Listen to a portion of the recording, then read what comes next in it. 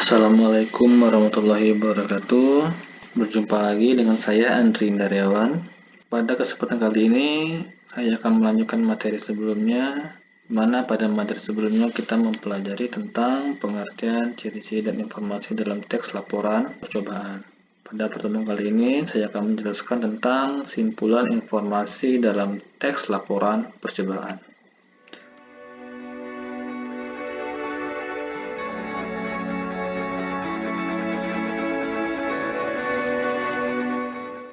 Sebelumnya, marilah kita semua bersyukur kepada Allah Subhanahu wa Ta'ala karena kita masih diberi kesehatan sehingga bisa menghirup udara pagi ini yang segar sehingga kita semangat dalam belajar materi bahasa Indonesia kelas 9. Oh ya, pada kesempatan kali ini saya menggunakan slide PowerPoint ya. PowerPoint ini ditulis oleh Kak Setianingsih dan Meita Sandra Santi. Editornya adalah Aprianto Dwi Santoso dan Ika Yuliana Putri. Baik, kita masuk ke materi. Materinya adalah simpulan informasi dalam teks laporan percobaan. Pada materi kali ini kita akan mencoba untuk menentukan informasi dalam teks laporan percobaan dan juga menyimpulkan informasi dalam teks laporan percobaan. Seperti yang sudah saya jelaskan pada materi sebelumnya, bahwa teks laporan percobaan yang kita buat itu merupakan sumber informasi bagi pembaca, entah itu bagi teman sejawat kalian, teman-teman sesama di kelas 9, atau juga informasi bagi adik kelas kalian di kelas 8 ataupun kelas 7. Ada beberapa langkah dalam menentukan informasi dalam teks laporan percobaan seperti yang kita lihat dalam slide. Langkah-langkahnya ada 1, 2, 3, 4, 5, 6, 7, 8, 9. Ada 9 langkah dalam menentukan informasi dalam teks laporan percobaan. Langkah-langkah ini berupa pertanyaan, ada 9 pertanyaan. Jadi untuk menentukan apa saja informasi yang terdapat dalam teks laporan bisa kita dapatkan dengan mengikuti langkah-langkah yang berupa pertanyaan tersebut.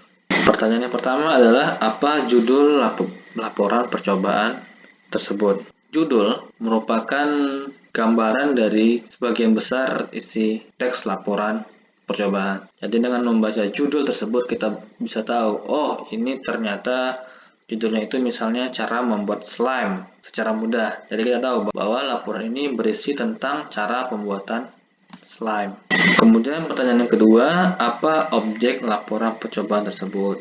Objek di sini adalah benda yang akan dijadikan percobaan. Misalnya yang kemarin saya katakan percobaannya adalah mencampur permen mint dengan sebotol cola. Jadi objeknya adalah permen mint dan sebotol cola. Jadi objek di sini adalah benda yang digunakan untuk kita melakukan sebuah eksperimen atau percobaan. Pertanyaan yang ketiga, apa saja alat dan bahan yang digunakan dalam laporan percobaan tersebut? Misalnya alat yang digunakan adalah gunting, pisau, botol plastik, dan lain sebagainya. Pertanyaan berikutnya, apa hasil yang didapat dalam laporan percobaan tersebut? Jadi bisa kita lihat dalam laporan tersebut apa hasil yang didapatkannya. Jadi kita bisa lihat apa yang terjadi jika permen mint dan sebotol cola dicampurkan, atau hasilnya apa, bagaimana cara membuat slime secara sederhana. Siapa pelaku percobaan tersebut? Jadi dalam laporan itu kita bisa melihat, bisa mengetahui siapa sih orang yang melakukan percobaan tersebut. Misalnya siswa kelas 9 SMP atau MTS, siswa SMP 1 atau siswa MTS 1. Jadi dengan membaca laporan tersebut kita bisa melihat, oh ternyata bisa mengetahui bahwa oh ternyata yang melakukan percobaan, yang melakukan eksperimen itu adalah siswa kelas 9 SMP mana, misalnya seperti itu. Kemudian mengapa percobaan tersebut dilakukan? Ini adalah alasan kenapa mereka melakukan percobaan ini. Misalnya untuk mengetahui reaksi, untuk mengetahui kandungan dari sebuah misalnya penyedap rasa, atau alasan yang lainnya mengapa percobaan tersebut dilakukan adalah karena ada instruksi dari guru bahasa Indonesianya. Dan kapan laporan percobaan dilaksanakan? Dengan membaca laporan itu kita bisa tahu kapan sih mereka melakukan percobaan, berapa hari yang mereka butuhkan dalam melakukan percobaan. Misalnya hanya dalam waktu kurang dari 1 jam, 1 hari, mungkin juga ada yang membutuhkan waktu seminggu. Misalnya mereka mencoba cara menanam biji kacang hijau dengan media kapas. Jadi selama 1 minggu mereka melihat bagaimana proses pertumbuhan kacang hijau dengan menggunakan media kapas sehingga dari kacang hijau tersebut tumbuh sayuran toge misalnya. Jadi itu kan membutuhkan waktu yang lama.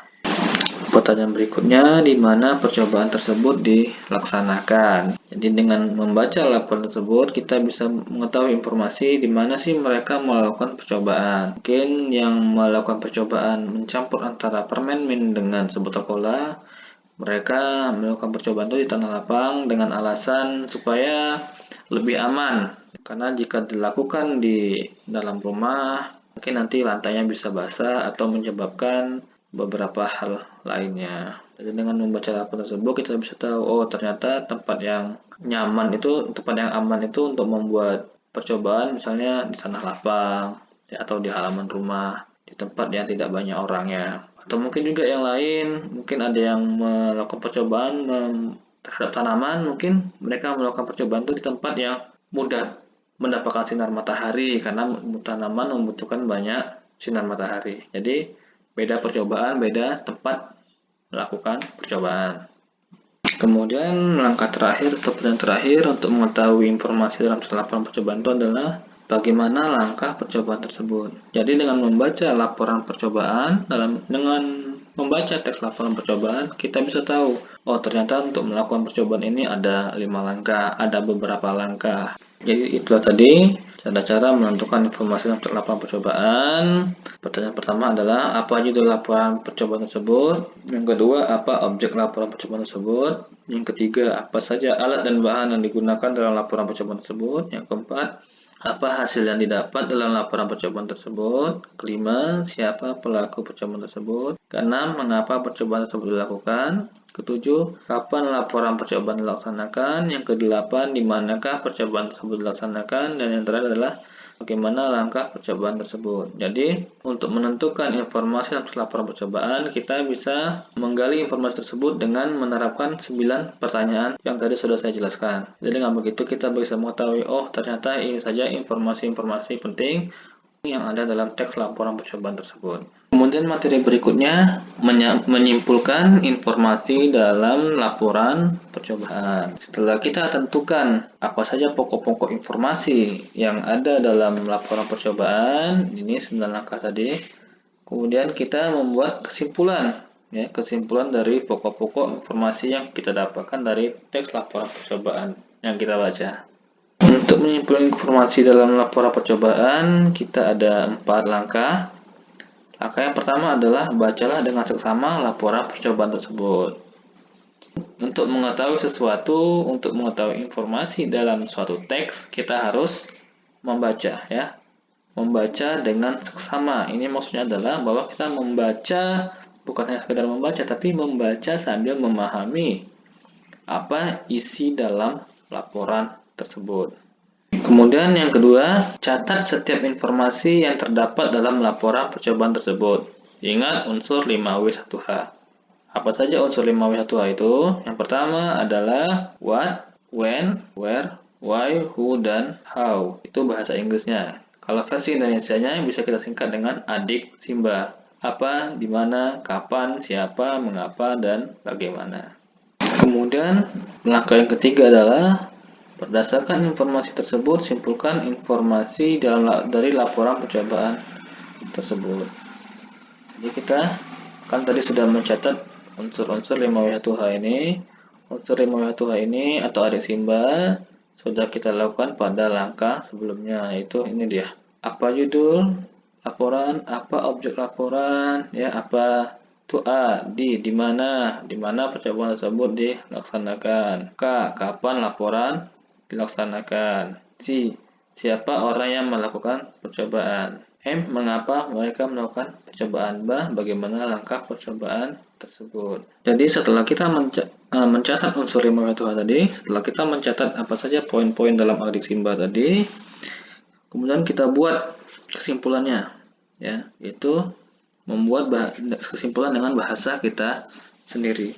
Dalam membuat kesimpulan itu, pilihlah kosakata baku dan susun dengan gaya kalimatmu sendiri. Ingat, tetap gunakan kalimat efektif dan kosakata baku. Jadi tulislah bahasa yang sederhana, bahasa yang mudah dimengerti, bahasa menggunakan bahasa Indonesia. Demikianlah pertemuan kali ini. Untuk pertemuan berikutnya, saya akan tampilkan sebuah contoh laporan percobaan, contoh teks laporan percobaan. Dari situ kita akan mencoba menggali apa saja informasi yang ada dalam teks laporan tersebut. Kemudian kita simpulkan informasinya secara bersama-sama berdasarkan langkah-langkah yang kita sudah pelajari sebelumnya. Baik, terima kasih. Wabillahi taufiq wal hidayah. Assalamualaikum warahmatullahi wabarakatuh.